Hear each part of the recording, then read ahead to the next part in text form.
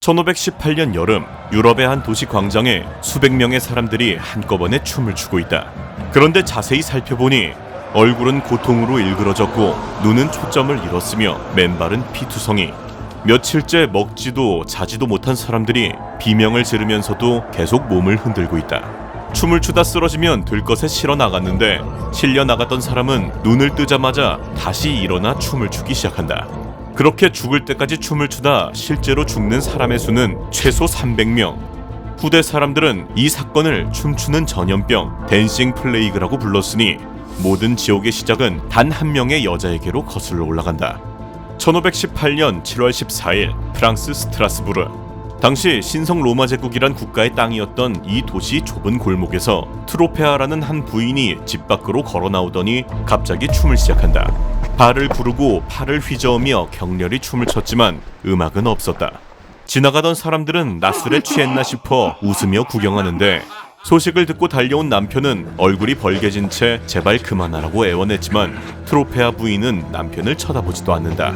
그저 허공의 한 점만 응시한 채 팔다리만 쉬지 않고 움직였으니 그렇게 정오가 지나고 오후가 지나고 해가 지고 어둠이 깔리자 몇 시간째 춤을 춘 그녀가 탈진해 바닥에 쓰러지며 상황은 일단락되는데, 그런데 진짜 문제는 다음날 아침 눈을 뜬 그녀가 아무 일 없다는 듯 다시 거리로 나와 춤을 추기 시작한다.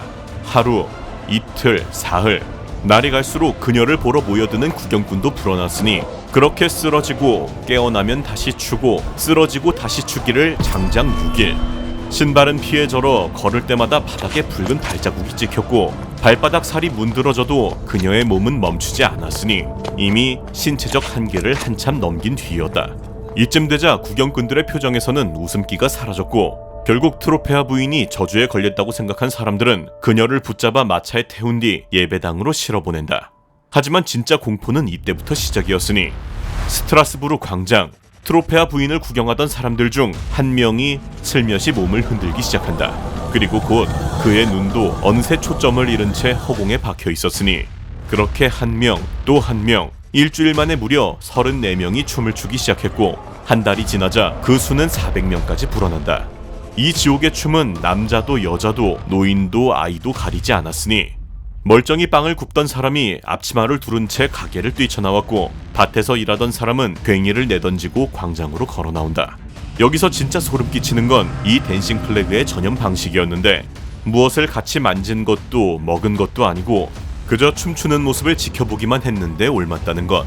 소문이 퍼지자 사람들은 광장 근처를 피해서 다니기 시작했으니 눈만 마주쳐도 저 지옥에 끌려 들어갈 수 있다는 공포였다. 전염된 사람들의 증상은 전원이 섬뜩할 정도로 똑같았으니 발에서 피가 흐르고 살갗이 터져 뼈가 드러나는 지경이 되어도 춤을 계속 춘다는 것.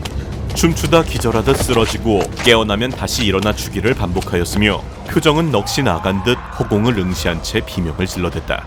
살려달라고 울부짖으면서도 다리는 계속 움직이는, 말 그대로 보이지 않는 무언가에게 몸을 조종당하는 모습.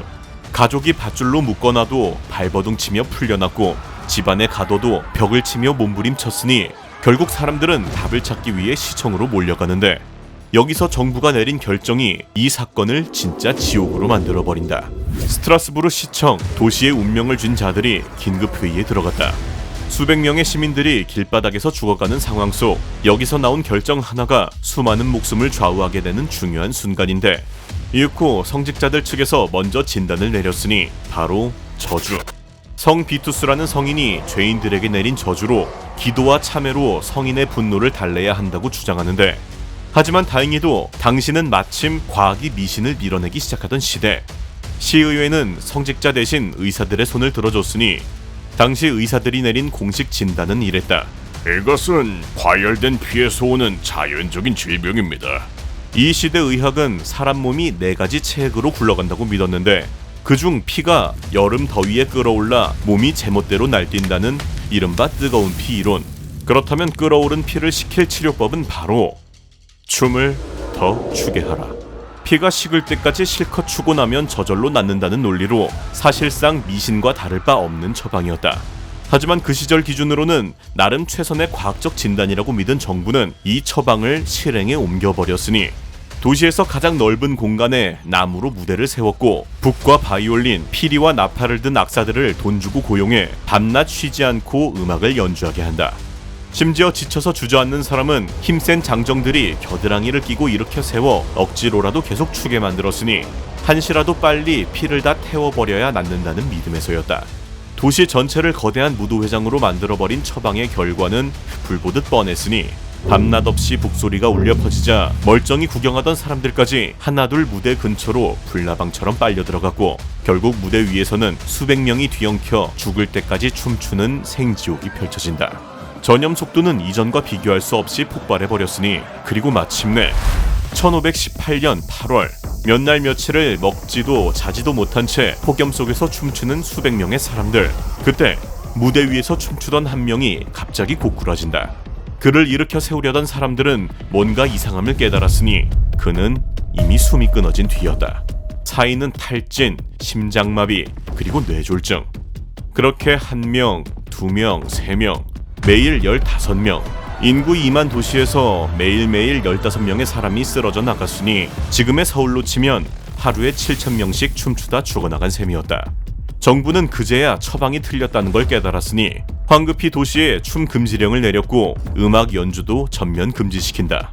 그리고 이번에는 저주라는 성직자들의 말에 따라 남은 환자들을 마차에 태워 도시 밖 산속에 있는 성 비투스 성지로 보내는데 실려가는 마차 안에서도 환자들은 몸을 흔들고 있었다. 며칠 전까지 악사를 고용해 춤을 부추기던 도시가 이제는 춤추는 사람들을 마차에 묶어 산으로 실어 나르는 기괴한 풍경. 그렇게 도착한 성지에서는 환자들에게 성수를 뿌린 붉은 신발을 신기고 성인의 조각상 아래를 빙글빙글 돌며 용서를 비는 의식을 치르게 한다. 그런데 여기서 충격적인 일이 발생하기 시작하였으니 바로 몇 주째 멈추지 않던 다리가 거짓말처럼 멈추기 시작. 1명, 2명 제정신으로 돌아오기 시작했고 9월이 되자 이 광기는 시작될 때처럼 갑자기 끝나버리게 된다. 추정 사망자 수만 최소 수백 명을 남긴 이 사건은 전설이나 괴담이 아닌 전부 공식 기록이다. 시의회 회의록, 의사들의 진료 노트, 대성당의 설교문까지 서로 다른 기록들이 모두 같은 사건을 일관되게 증언하고 있는데 그런데 여기서 진짜 문제는 분명히 일어난 일인데 왜 일어났는지를 아직도 모른다는 것. 심지어 이 광기는 1518년이 처음도 아니었으니 144년 전인 1374년 독일 아엔에서는 라인강을 따라 수천 명이 춤추는 초대형 전염병이 번졌고 그보다 전에는 다리 위에서 수백 명이 춤을 추다 다리가 무너져 내렸다는 기록까지 남아있다. 수백 년에 걸쳐 유럽을 홀리고 다닌 정체불명의 무언가가 분명히 존재한다는 것인데 용의자는 크게 둘이었으니 첫 번째는 바로 호밀에 피는 곰팡이 맥각. 환각제 LSD의 원료가 되는 물질로 이걸 먹으면 경련과 환각에 시달리게 된다. 빵을 주식으로 먹던 중세 유럽인이 그럴듯해 보였지만 이 가설은 결정적인 벽에 부딪혔으니 맥각 중독은 혈관을 틀어막아 팔다리를 썩게 만들기에 그 상태로 며칠씩 춤을 춘다는 건 물리적으로 불가능하다는 것. 그리고 두 번째 용의자는 바로 인간의 뇌. 당시 스트라스부르는 지옥 그 자체였는데 대기근이 도시를 휩쓸고 흑사병과 천연두, 매도까지 청걸했으니 거리에는 굶어 죽은 사람들이 그대로 방치되어 있었다. 그리고 이 도시 사람들은 하나의 전설을 믿어왔으니 죄를 지으면 성 비투스가 죽을 때까지 춤추는 저주를 내린다는 것. 즉 극한의 상황 속 공포에 몰린 뇌가 마치 깊은 최면에 걸린 사람처럼 실제로 육체를 그렇게 만들었다는 것. 실제 1962년 아프리카 탄자니아에서도 한 학교에서 여학생 몇 명이 갑자기 웃기 시작했는데 이 웃음이 전염된다고 믿기 시작하자 순식간에 학생 95명에게 웃음이 번졌고 심한 사람은 16일 동안 웃음을 멈추지 못한 채 결국 학교는 문을 닫게 된다. 인간의 뇌는 무언가를 강하게 믿는 순간 그 믿음이 실제 육체에 영향을 줄 수 있다는 사례. 다음번 대상이 춤이 될지 웃음이 될지 아니면 전혀 다른 무언가일지는 아무도 모른다. 실제로 잘못된 믿음 하나가 수천 명의 목숨을 앗아가는 사건은 우리가 유튜브를 보고 있는 지금 이 순간까지도 계속되고 있었으니 1995년 3월 20일 아침 8시 일본 도쿄. 세계에서 가장 붐비는 출근길 지하철 안. 수만 명의 사람들이 여느 때처럼 객차에 몸을 싣는다. 그런데 바로 그때 갑자기 한 사람이 바닥에 쓰러지더니 2명, 3명, 4명, 10명, 100명, 1000명, 6000명. 이날 단 하루 출근길 지하철에서 쓰러진 사람은 무려 6000명. 그 충격적인 진실은 사건 발생 몇 시간 전으로 거슬러 올라간다. 도쿄 지하철 3개 노선. 평범해 보이는 5명의 남자가 서로 다른 객차에 올라탄다. 이들의 손에는 신문지로 둘둘만 비닐봉지와 끝을 뾰족하게 간 우산이 한 자루씩 들려 있었는데, 이들은 봉지를 객차 바닥에 슬쩍 내려놓더니 우산 끝으로 봉지를 콕콕 찔러 구멍을 낸 뒤 아무 일 없다는 듯 다음 역에서 유유히 내려 사라진다. 봉지에서 흘러나온 액체는 서서히 기체로 변하며 객차를 채워나갔고, 그 사이 승객을 가득 실은 채 3개의 열차는 도쿄 도심을 향해 계속 달려갔으니, 이들은 여러 노선의 열차가 도쿄 한복판 정부청사역으로 동시에 모여들도록 시간까지 계산한 치밀한 계획이었던 것. 그런데 정작 더 소름 끼치는 건 이 범인들의 정체였으니, 한 명은 실력 좋기로 소문난 심장외과 전문의, 한 명은 명문대 물리학과를 수석으로 졸업한 수재, 나머지도 도쿄대 박사 과정의 인공지능 연구원까지.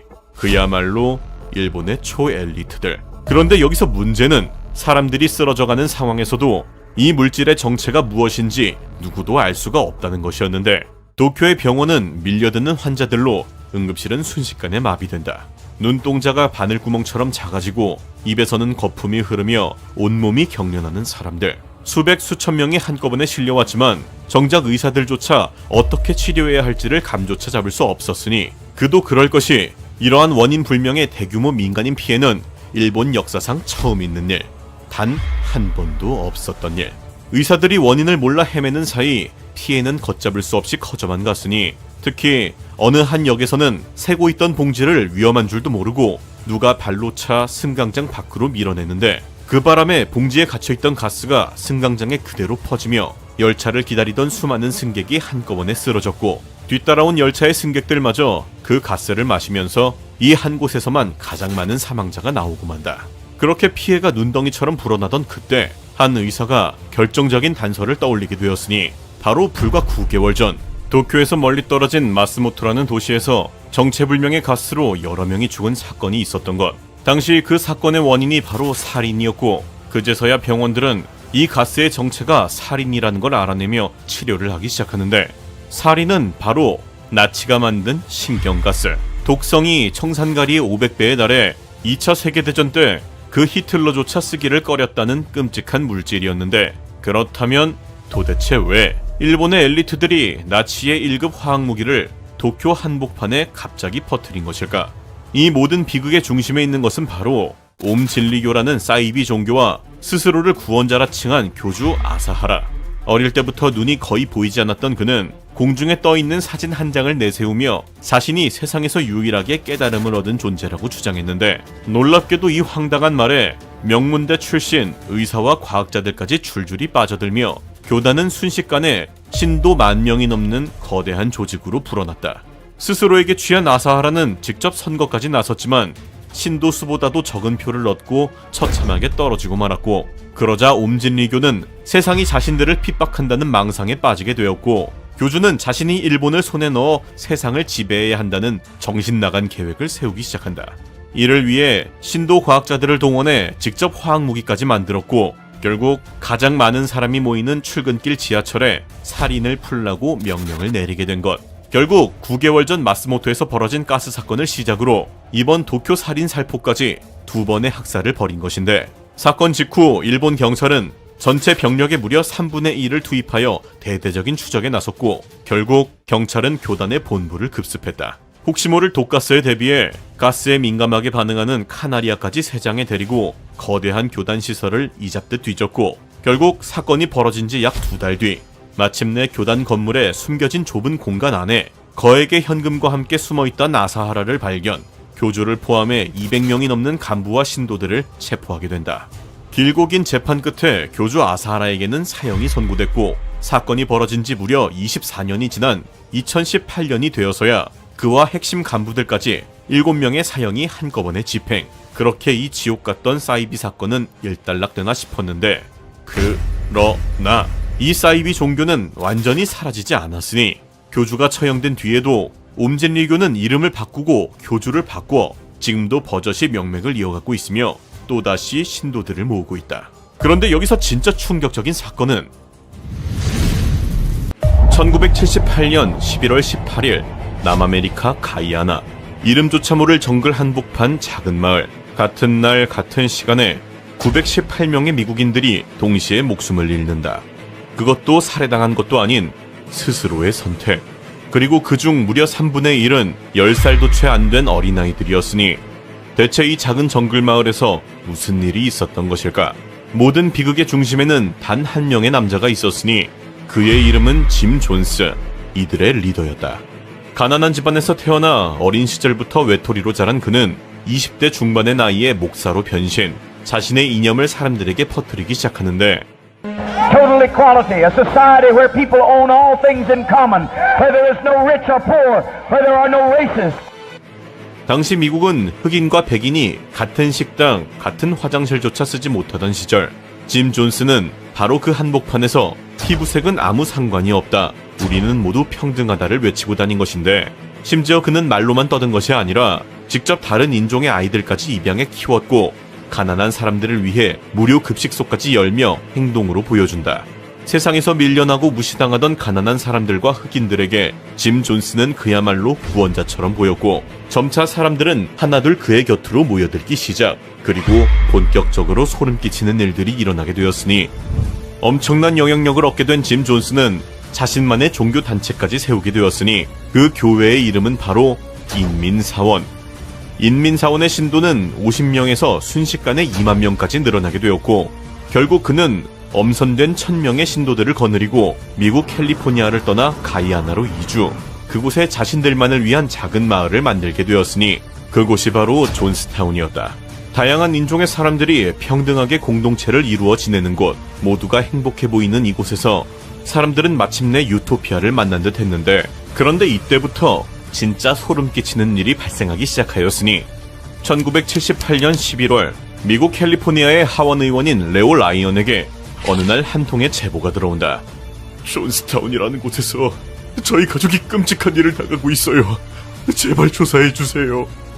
그리고 이러한 편지가 1명, 2명을 넘어 수많은 사람들에게 계속되자 결국 의원은 직접 존스타운을 조사해보기로 결심. 보좌관, 기자, 카메라맨 등의 팀을 꾸려서 존스타운으로 향하게 된다. 그리고 마침내 도착한 그곳에서 그가 마주한 장면은 바로 아무도 없었다. 위험은커녕 너무나 평화로워 보이는 상황. 아무리 조사를 해봐도 그 어떤 착취의 흔적조차 보이지 않았으니 Do you think you could? Yeah, if I really wanted to, I'm free to go. Are you happy here? Oh, I should say I am. I've never been any happier in my life. 결국 라이언 의원은 문제가 없음을 확인하게 된다. A few conversations I've had with some of the folks here already this evening that whatever the comments are, there are some people here who believe that this is the best thing that ever happened to them in their whole life. 그렇게 의원 일행이 모든 조사를 마치고 돌아가려던 그때 한 남자가 어둠 속에서 갑자기 쪽지 한 장을 건넸으니 그곳에 적힌 문구는 바로 Help us, get out of Johnstown. 자신들을 존스타운에서 탈출시켜달라는 구조 요청이 적혀 있었다. 사태의 심각성을 느낀 의원은 다음날 아침 짐 존스를 만나서 이야기를 나누게 되는데 Last night, someone came and passed me this note. People play games, friend. What can I do about liars? Are you people going to leave us? I just beg you, please leave us. 짐 존스는 자신의 무고를 호소한다. 그런데 바로 그 순간 You bring those kids back here! You bring them back! 갑자기 한 신도가 자신의 아이를 돌려달라며 소리를 지른다. 상황이 뭔가 이상하게 되어감을 느끼는 라이언 의원은 탈출 의사를 밝힌 신도들을 데리고 즉시 이곳을 떠나기로 결정하는데, 그런데 떠나는 모습을 보는 신도들의 표정이 뭔가 이상했다. 그리고 마침내 비행기를 타고 떠나려고 하는 그때 갑자기 총을 든 사람들이 나타나기 시작하더니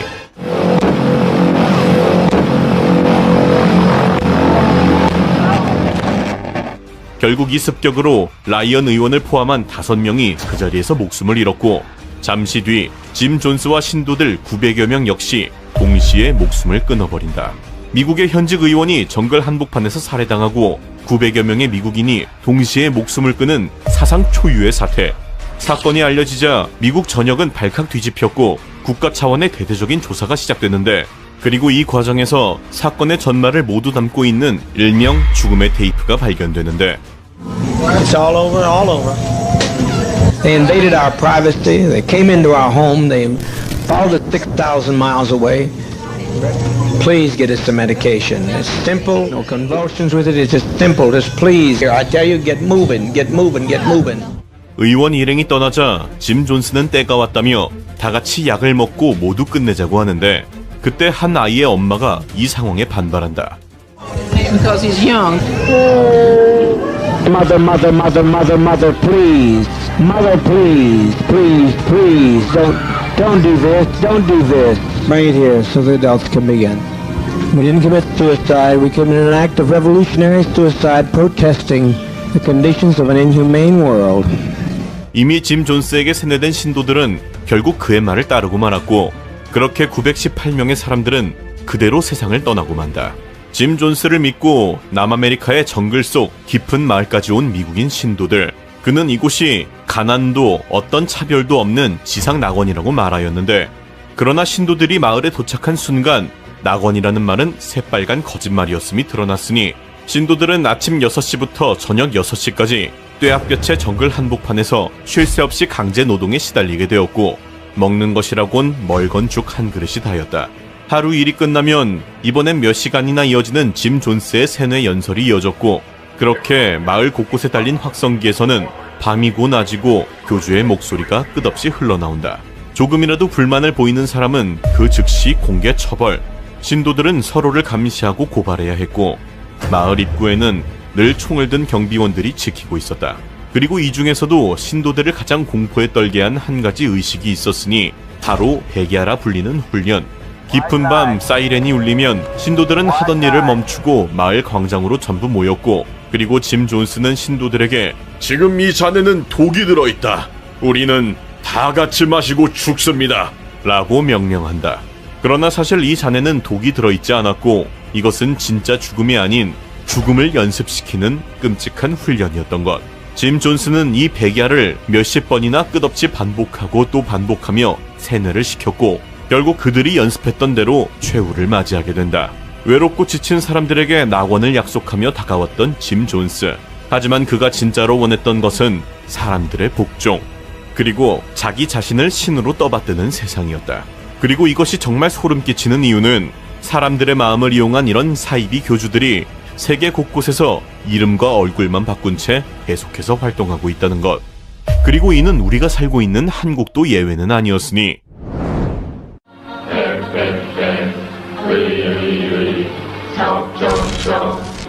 백백백 의의의 적적적 백백백 의의의 적적적 이 주문만 외우면 당신은 영원히 살 수 있습니다. 단 한 가지 조건이 있습니다. 당신이 남자라면 전 재산을 바치고 당신이 여자라면 몸을 바치세요. 한국 근현대사 최악의 오점이라고 불리는 집단 백백교. 1920년대 지옥 같던 일제강점기에 등장한 이 사이비 종교는 교주의 힘으로 온 세상을 하얗게 만들겠다는 딱 보기에도 사이비 냄새가 지독하게 풍기는 집단이다.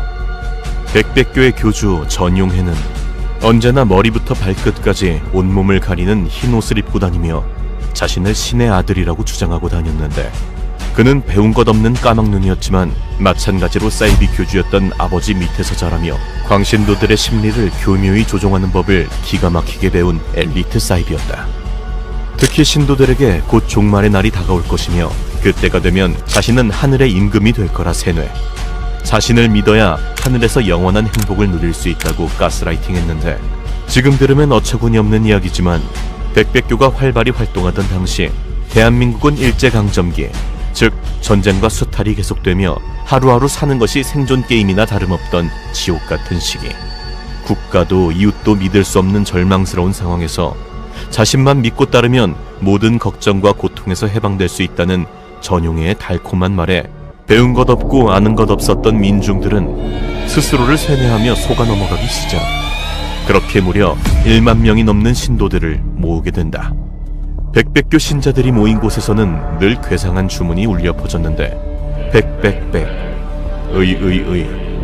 적적적. 교주 전용회는 이 주문을 외우면 병이 낫고 오래 살 수 있다며 신자들을 세뇌시켰고, 이를 믿고 따르는 사람들이 늘어나기 시작하자 교주 전용회는 본격적으로 자신의 추악한 속내를 드러내기 시작하는데, 백백교의 신도가 되기 위해서는 쓰레기 같은 가입 조건들이 있었다.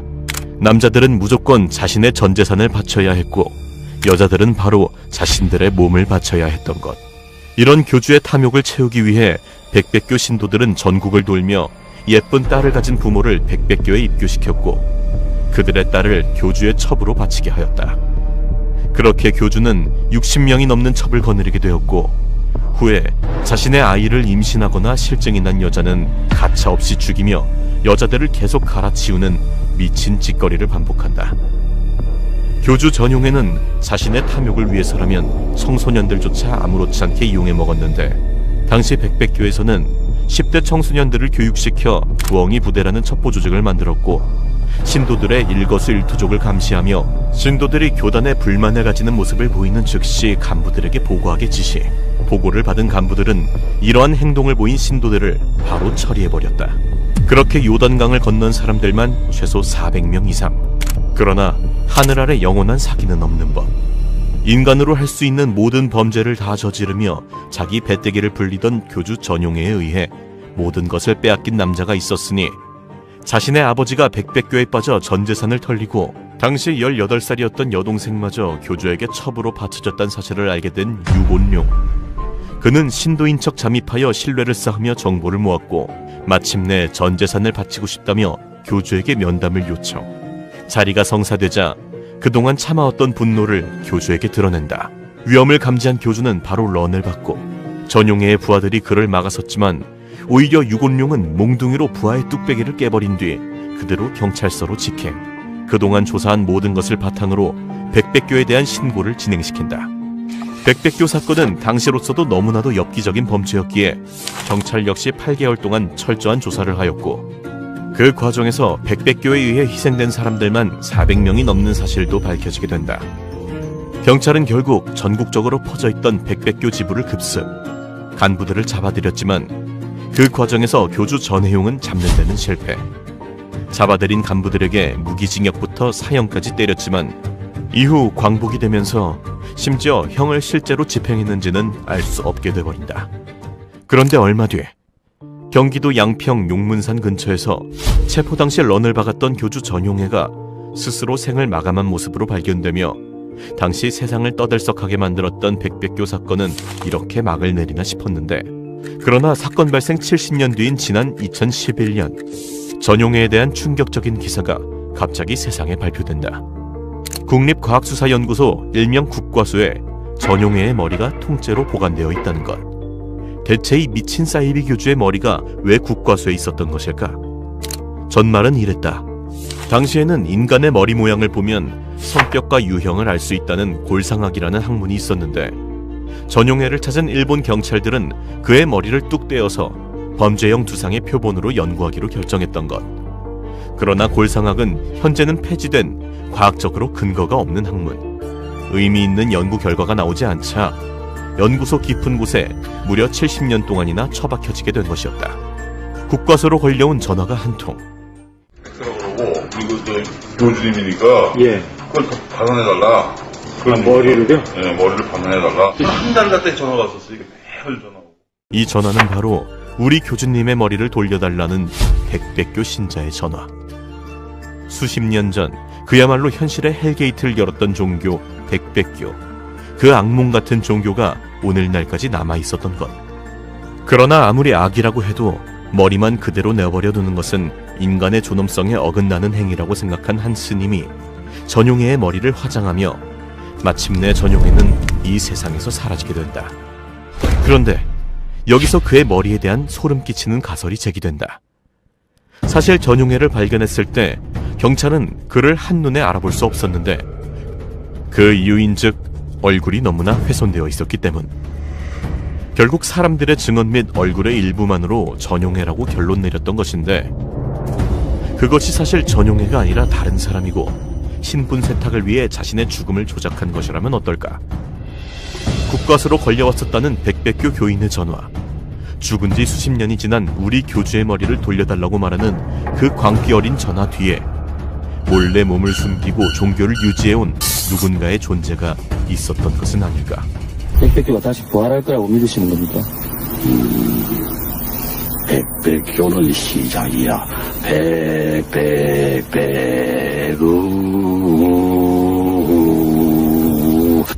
백백교에 대한 이야기를 조사하다가 찾게 된 한 영상자료. 한 퇴마사가 백백교 교주 전용회의 영혼을 빙의하는 모습을 보여주며 소름 끼치는 말들을 했는데, 보시니까 좀 어떤 사람인 것 같습니까? 사람이 아니에요.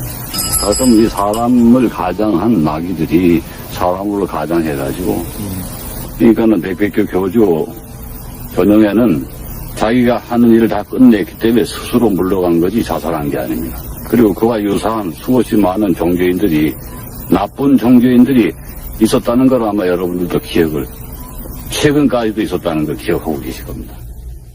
그는 전용회에 대해 이렇게 말한다. 그는 인간이 아닌 실제 악마다.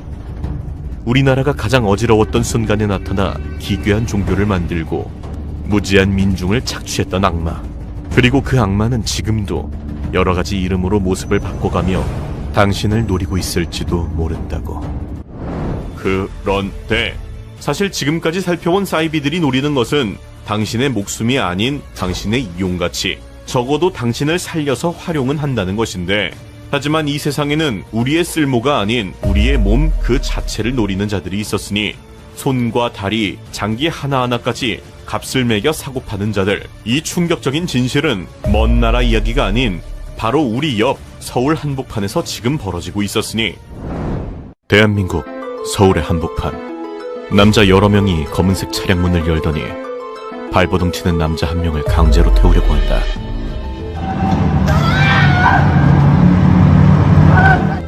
그렇게 남자를 납치한 차량은 달리기 시작. 순식간에 납치 인신매매가 이루어지나 싶었는데, 그러나 납치된 남자는 목숨 걸고 달리는 차에서 뛰어내려 직접 경찰에 신고, 기적적으로 살아난다. 만약 우리가 이러한 상황에 처하게 되면 과연 탈출할 수 있는 사람이 있을까 싶은데, 불과 며칠 전 엘리베이터 문이 열리자마자 밀고 들어오는 경찰 10여 명. 그러고는 엘리베이터 문 쪽에 서 있는 여자를 둘러싸더니 체포한다. 지하주차장에서도 남자 3명이 경찰에 붙잡혔는데, 이들은 바로 20대 여자 2명을 집에 감금하고 무려 1,500여 차례의 성매매를 시킨 인신매매 일당. 여자는 2번이나 도망을 갔었지만 휴대전화의 위치 추적을 몰래 깔아놔 매번 다시 잡혀왔다고. 같은 아파트에 살던 경찰관이 여자가 매번 똑같은 옷을 입고 남자들에게 둘러싸여 오고 가는 모습을 수상히 여기며 조사를 시작. 결국 기적적으로 일당을 붙잡는 데 성공하게 된다. 인신매매 일당이 흔히 쓰는 방법은 크게 2가지인데, 그중 첫 번째가 바로 납치. 걸어가고 있는데 학생 이거 차 좀 밀어줘. 그래서 딱 밀러 딱 가서 손대고 미는데 이거 딱 들어오죠. 소리 지르면 죽인다. 한국의 유명 가수 박완규에게 실제로 일어난 일. 딱 탔는데 이미 여학생 2명 잠들어 있고. 그걸 먹으래요? 예, 그걸 마시래요. 마시고 좀 정신이 좀 흐릿해졌는데 잠들면 죽는다. 그래서 제가 몸에 계속 상처를 내고 이게. 차가 휴게소에 잠깐 멈춘 사이 잠에 들지 않았던 박완규는 가까스로 탈출에 성공하였으나, 그 인신매매범들의 충격적인 2번째 수법은 바로 문을 부시고 들어가는 태국의 경찰들. 붙잡힌 일당은 인신매매 조직으로 태국에 오면 큰 돈을 벌 수 있다며 SNS에 해외 취업 광고를 내 젊은이들을 유혹. 젊은이들이 현지에 도착하는 즉시 바로 폭행 및 감금 후 피해자 가족들에게 거액의 몸값을 요구했던 것. 심지어 몸값을 내지 못하는 피해자들은 장기를 매매해버리기까지. 현재 추정 피해자만 약 5,000명으로 전 세계 사람들이 포함되어 있어 이 중에는 한국인도 있을지 모른다는 의견이다. 실제로 많이 일어나고 있는 취업 사기는 이러한 인신매매범들의 주요한 방식 중 하나로, 요즘에는 인스타 등의 SNS로도 홍보를 많이 한다고. 그런데 여기서 정말 충격적인 것은 이러한 인신매매 조직뿐만 아니라 평범한 일반인 역시 인터넷을 통해서 이러한 인신매매에 동참하고 있다는 것인데, 어느 날 한국 인터넷 플랫폼 네이버에 올라온 글 하나. 여자친구 생주일이라서 이사일을 준비 중인데요. 라조육 이사일을 해볼까 합니다. 같은 한국인들도 알아들을 수 없는 기괴한 말. 그리고 워낙에 라조육도 즐겨 듣는 친구고 제 차에서도 BGM으로 항상 틀어놓고 데이트하거든요. 그리고 알아들을 수 없는 단어들로 이루어진 이 글에 답변이 달리기 시작한다. 저는 라저육 우정국이라는 것을 꾸준히 이용하고 있습니다. 라저육 기만 CMBD로서 더 빛을 발하는 것 같더라고요. 해보시면 아마 만족하실 것입니다. 역시나 이상한 단어들로 도배되어 있는 답변, 그리고 엄청난 논란과 함께 마침내 밝혀진 이 글의 정체는 바로 인육거래 접선암호. 먼저 라저육 242는 거꾸로 뒤집으면 242육조라, 즉 차량번호 2426에게 인육을 주라는 뜻. 다음으로 여자친구 생주일을 거꾸로 뒤집으면 이주생 여자친구, 즉 이주된 여자아이란 뜻으로 결국 이 암호는 이주된 여자아이를 준비 중이다 라는 인육을 구한다는 것. 그리고 BGM을 항상 틀어놓고 데이트한다는 것에서 BGM은 거꾸로 하면 MGB, 옛 소련 경찰의 약자로 항상 경찰을 조심하란 뜻이다. 그리고 마지막으로 CMBD라는 알파벳은 가슴, 장기, 다리 등 신체 부위를 뜻하는 은어였던 것. 알고 보니 정말 소름 끼치는 글이 아닐 수 없는데, 여기서 더욱 충격적인 것은 삽니다. 귀신 헬리콥터 고가 매입 라는 알 수 없는 글과 함께 휴대전화번호가 적혀있는 한 홍보 스티커. 한국의 지하철, 휴게소, 화장실 등에 뿌려져 있던 이 알 수 없는 홍보 스티커의 정체는 바로 장기매매 거래 홍보. 귀신 헬리콥터에서 먼저 귀신은 귀하의 신장이란 뜻이며, 헬리콥터는 심장, 간, 각막, 췌장, 힘줄, 망막의 앞글자를 이으면 바로 헬리콥터가 된다. 이 귀신 헬리콥터가 단순 주작이 아닌 것이 얼마 전 붙잡힌 한 장기매매 브로커가 장기 거래자들을 모집할 때 실제로 SNS에 귀신 헬리콥터라는 은어를 사용하고 있었던 것. 이렇게 이미 우리 주변에 퍼져있는 인신매매, 장기매매, 이제 대상은 한국인을 넘어 한국에 관심이 있는 외국인들한테까지도 이어지고 있다는데,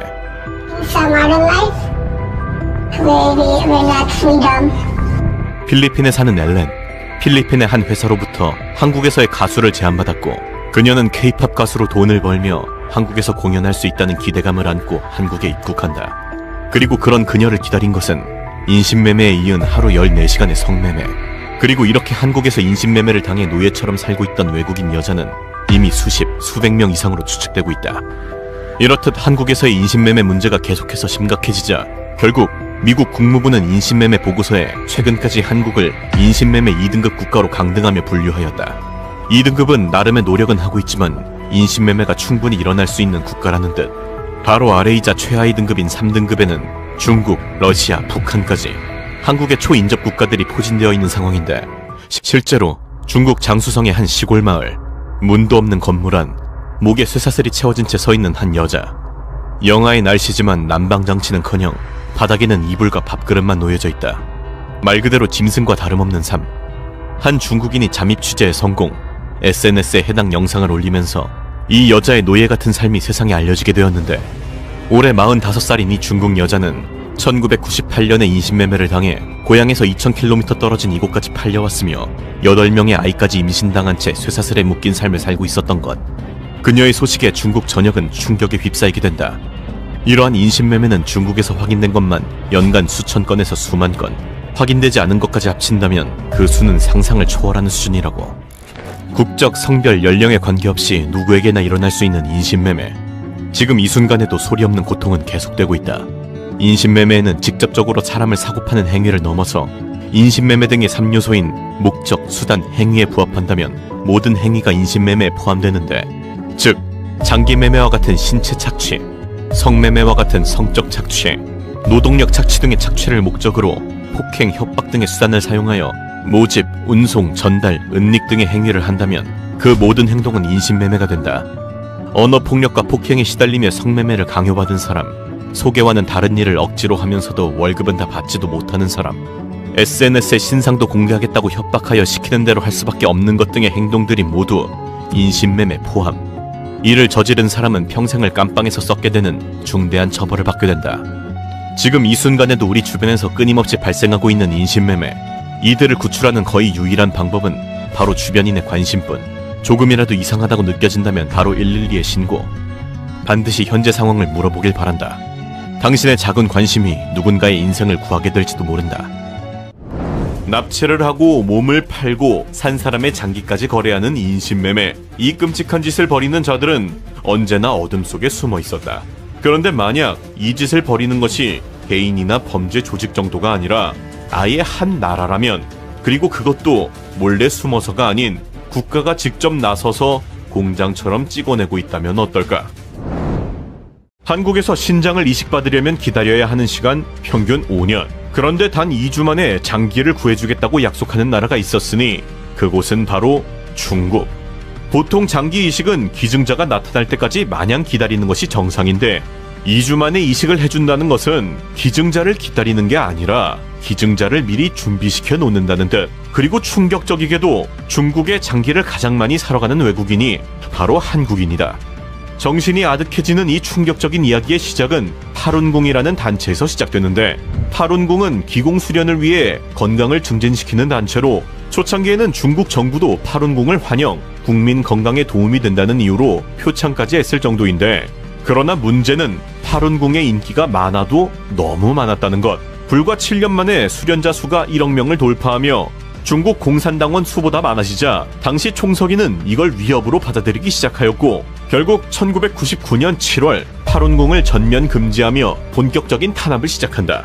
파룬궁 수련자들은 하루아침에 범죄자로 몰려 감옥에 빼곡히 수감되기 시작. 파룬궁을 포기하지 않으면 고문까지 강행해버리는데, 그러나 진짜 문제는 고문이 아니었으니 남편이 2년간 매일 수술실에서 장기를 꺼냈어요. 2006년 세상을 뒤흔든 한 중국 여성의 폭로가 있었으니 바로 외과 의사인 남편이 살아있는 파룬궁 수련자들의 장기를 매일 적출했다고 증언한 것. 이 폭로로 캐나다의 전 국회의원과 국제인권 변호사 등 국제적인 차원에서의 본격적인 조사가 시작되었고, 조사 결과 매일 10만 건 이상의 장기 이식이 중국에서 이루어졌으며 그 장기의 출처는 대부분 파룬궁 수련자들이었다는 사실이 밝혀지게 된다. 즉, 파룬궁 수련으로 건강한 장기를 가진 사람들을 감옥에 가득 채워놓고 주문이 들어오면 꺼내 쓰는 인간 장기 창고를 운영하고 있었던 것. 전 세계의 각종 단체들은 이 반인륜적인 행태에 분노하였으나 적출 후 시체를 화장해버리니 증거를 확보할 수가 없어 난항을 겪고 있었는데, 그러던 2024년 기적이 일어났으니 2024년 8월 한 남자의 이야기로 전 세계 언론이 발칵 뒤집어진다. 중국 산둥성 출신의 58세 남성. 그는 중국의 강제 장기 적출에서 살아남은 유일한 사람이었다. 1999년 파룬궁을 수련한다는 이유로 체포된 그는 이후 5차례에 걸쳐 구금과 고문을 당하게 되는데, 감옥에서 그에게 수시로 행해졌던 것이 바로 혈액검사. 죄수에게 왜 이렇게 자주 피검사를 하는지 당시에는 이유를 몰랐으나 2004년 그는 수감 중에 갑자기 의식을 잃게 되었고, 깨어났을 때는 몸에 거대한 수술 흉터가 남아있게 된다. 그 뒤 그는 기적적으로 감옥을 탈출하게 되고, 후에 미국에서 검사를 받고 나서야 간과 폐의 일부가 적출되었다는 사실을 알게 된다. 분석 결과 제거된 간 부위는 어린이에게 이식하기에 적합한 크기로, 즉 누군가의 아이를 살리기 위해 그의 장기가 잘려나간 것으로 추정되는데, 그러나 여기서 정말 소름 돋는 일은 이 거대한 사건에 한국이 연루되어 있다는 것. 보통 한국에서 신장 이식 대기 기간은 평균 5년 이상에, 지금 이 순간에도 장기를 기다리는 사람이 최소 3만 5천 명인데, 그렇다 보니 이식을 기다리다 세상을 떠나는 사람도 매년 수백 명. 이 절박함이 사람들을 중국으로 내몰고 있는 것이라는데, 그러나 한국인 한 명이 장기를 이식받는다는 것은 반대로 그 순간 장기를 적출당한 누군가는 죽는다는 듯. 결국 2024년 6월 미국 하원은 파룬궁 보호법을 만장일치로 통과, 관련자의 미국 입국 금지 및 민형사상 처벌까지 가능하게 만들었고, 이에 따라 한국 역시 강제 장기 적출을 인신매매로 규정하며 대응에 나서기 시작하는데, 그러나 이러한 규정을 비웃기라도 하듯 많은 한국인들이 이름까지 바꿔서 여전히 중국에서 원정이식을 받는 중이다. 누군가의 죽음 위에 내 생존을 올려놓는 건 과연 생존이라고 부를 수 있을까? 그런데 여기서 진짜 소름 돋는 사실은 살아있는 사람의 몸을 마음대로 갖고 노는 나라가 중국만은 아니라는 건데, 1930년대 일본 제국. 당시 일본군은 중국 하얼빈에 거대한 비밀시설을 세우게 되는데, 겉으로는 방역급수부, 즉 물을 정화하는 시설이라고 했지만 그 안에서 벌어지고 있던 것은 인류 역사상 가장 끔찍한 생체 실험이었다. 이곳의 수장 이시이 시로는 세균전 무기를 개발하겠다는 목적 하에 살아있는 사람에게 테스트균을 주입하고 그 사람이 썩어가는 과정을 기록한 것인데, 실험 대상자를 마루타라고 불렀다. 마루타는 한국어로 통나무라는 뜻으로, 즉 사람을 나무토막 취급한 것. 이 중에서도 가장 충격적인 실험은 마취 없이 배를 가르는 것이었는데, 세균에 감염된 장기가 어떻게 변하는지를 살아있는 상태에서 직접 눈으로 확인하기 위해서였다고. 동상 실험도 있었다. 영하 20도의 야외에 팔을 내놓게 한 뒤 완전히 얼면 뜨거운 물에 담가 피부가 벗겨지는 과정을 관찰. 세균을 넣은 폭탄을 마을에 투하한 뒤 주민들이 감염되어 쓰러져가는 과정을 관찰하기도 했다. 그리고 여기서 정말 분노가 치미는 사실은 희생자의 상당수가 한국인이었다는 것. 독립운동가, 포로, 민간인 할 것 없이 끌려와서 실험대에 올라갔고 이곳에서 목숨을 잃은 사람만 최소 3,000명 이상. 그런데 더더욱 충격적인 것은 이 미친 짓을 주도한 이시 시로의 최후인데 전쟁이 끝난 후 이 인간은 처벌을 받기는커녕 실험 데이터를 미국에 넘기는 조건으로 무죄 방면.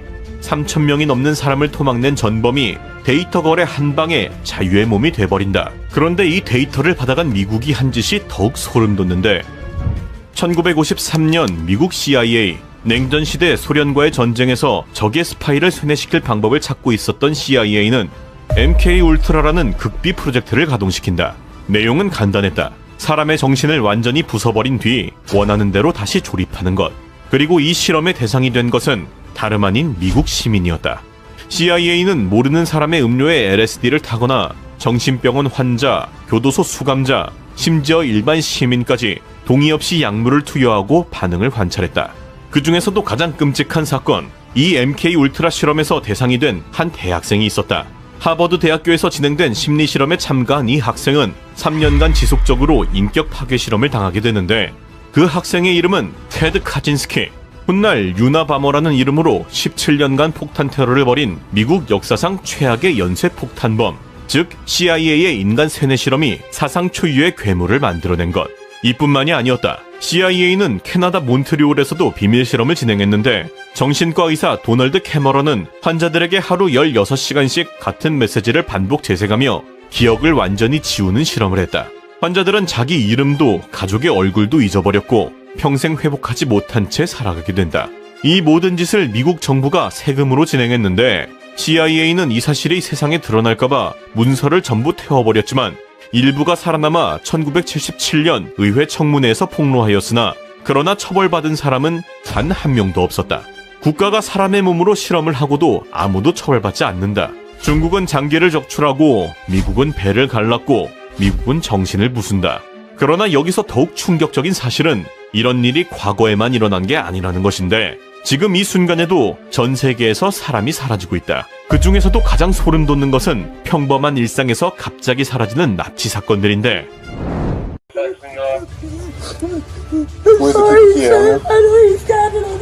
목에 쇠사슬이 감긴 채 두려움에 떨고 있는 여자.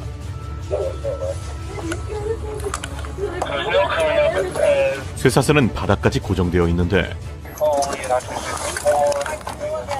30분 전 여자의 비명이 들린다는 신고를 받고 현장에 도착한 경찰. 그러나 집 전체의 모든 입구가 이미 막혀있다. 그러던 중 2층에 보이는 열린 창문 하나.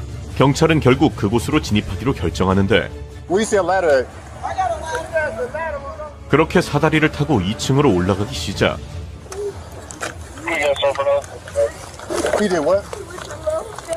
마침내 도착한 2층에서는 목에 쇠사슬을 찬 여자가 발견된다.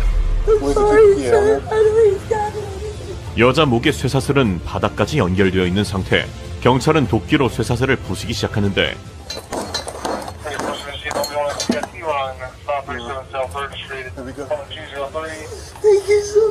그렇게 마침내 납치된 여자를 구해낸다. 범인은 바로 그녀의 전 남자친구로 집 청소 좀 도와달라며 그녀를 집으로 유인, 그대로 납치해서 쇠사슬로 묶어버렸다고. 실제로 지금 이 시각에도 전국 곳곳에 피해가 잇따르고 있는 서울 관악구 봉천동에서 실종 신고가 접수됐던 강남 한복판 주택가에서 남성 2명이 여성 1명을 강제로 차에 태워 납치하는 일이 발생했습니다. 한국 1년 평균 납치 사건 300건. 즉, 이 영상을 보고 있는 이 순간에도 매일 하루에 1명씩 사람이 증발하고 있다.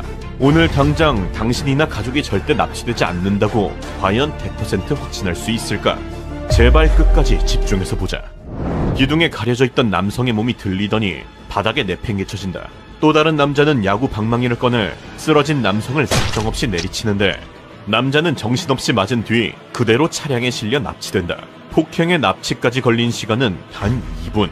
바로 얼마 전 엄청난 논란이 되었던 100만 유튜버 수탉의 납치 장면인데, 야구 배트로 사람을 그렇게 내려 찍는데 진짜 사람을 죽이려고 하는 듯하게 내려 찍더라고요.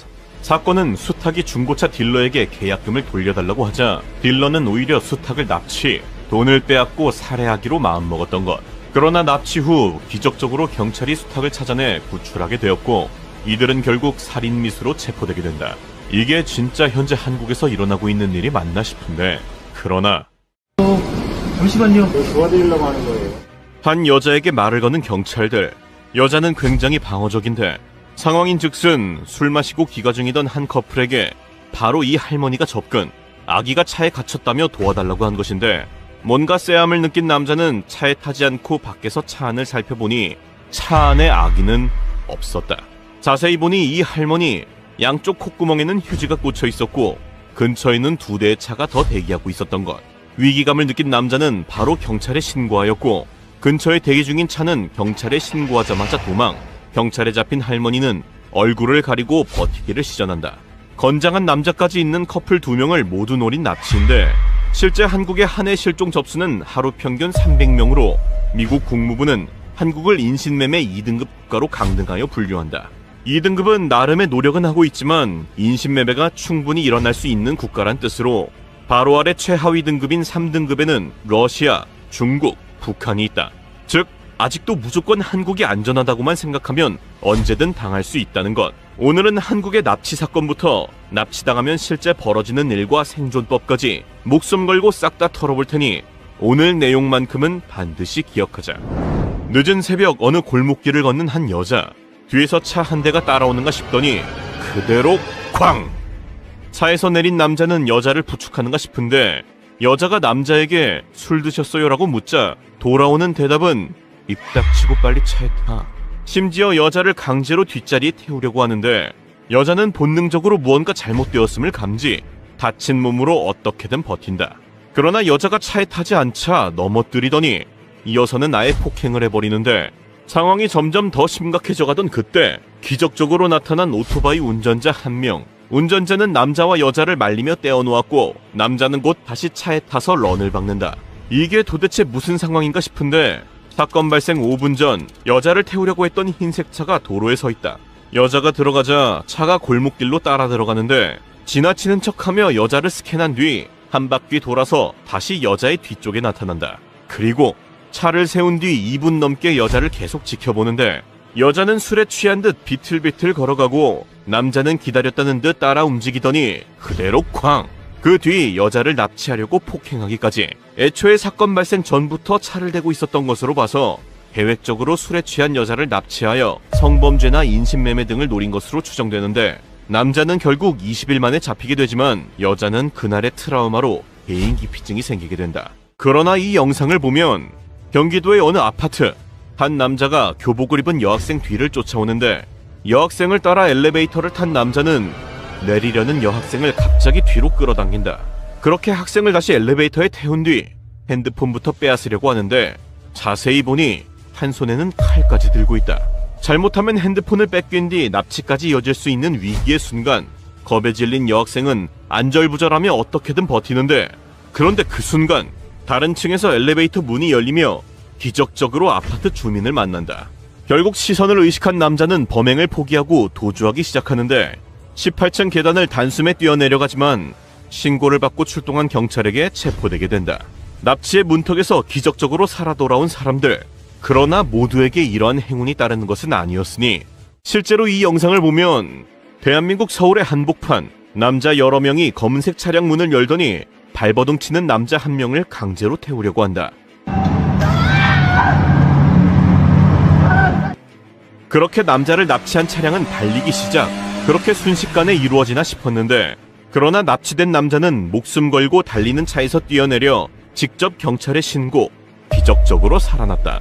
이렇듯 실제로 납치가 되더라도 아주 작은 희망이 있을 수 있다는 건데, 이 영상을 보면 도로를 달리던 도중 갑자기 앞차의 뒷문이 열리더니 소리질러 도움을 요청하는 여자. 바로 차를 추적하며 경찰에 신고를 시작한다.